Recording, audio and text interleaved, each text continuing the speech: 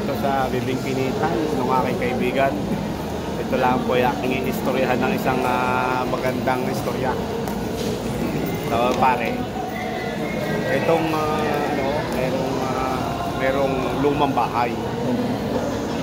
Ay ngayon ay yung lumang bahay na yun, pagka ikaw ay nakapasok at napalayas mo yung nananakot dun sa bahay na yun, mayroong ang premyo, 2 milyon. Taong milyon? Aba, ay 3. Amerikano, Hapon at saka Pilipino. Aba, ay nung unang pumasok yung Amerikano. Sabi nung Amerikano, "Where are you?" Sabi nung nasa loob eh, "Dudukitin kita. Bibilogin kita. Kakainin kita." Sabi nung Amerikano, "Ako tayo, may dalang pa rin ako. Ay, ganun pa rin na sinabi. Magkano umalis na? Umalis na ang bahay, hindi kaya. Tapos pangalawa ay Hapon. Pasok nung Hapon na yan, sabi nung nasa loob eh, "Tutukitin kita. Bibilugin kita. Kakainin kita."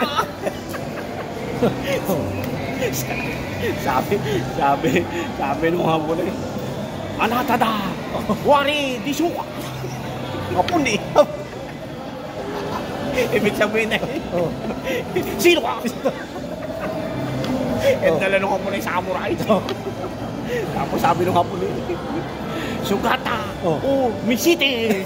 Ibig sabihin, magpakita ka sa akin. Ay, wala nga ay ginawa nung Hapon. Pinagtataka nung samurai. Hindi kita. Ay, talagang hindi rin kinaya nung Hapon. Lumabas, hindi kaya. Kaso mo hindi Pilipino. And dalalaan ng Pilipino ay flashlight. Pasok dun sa bahay na luma. Sabi, "Tutukitin. Bibilogin kita. Kakainin kita." Sabi, "Sino ka? Magpakita ka sa akin." Ako yung Pilipino. Ay dalang flashlight. Kaya tuturo na yung flashlight. Ay, nakakita yung malaking tao. Malaking tao. Nakungulangot. "Dudukitin kita. Bibilugin kita. Nakukulangot na pala. Kakainin kita." Puta.